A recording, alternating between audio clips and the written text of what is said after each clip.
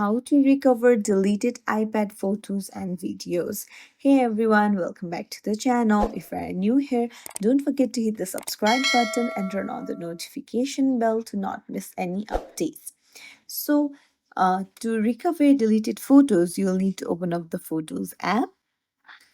After you have opened up your Photos app, you'll find the recently deleted section on the very bottom under Utilities. Tap on Recently Deleted and tap on View Album. You'll require Touch ID to view your recently deleted album.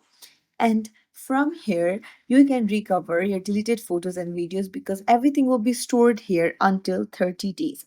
So just long press on it and then you'll find the recover option. Go ahead and tap on recover and that's it.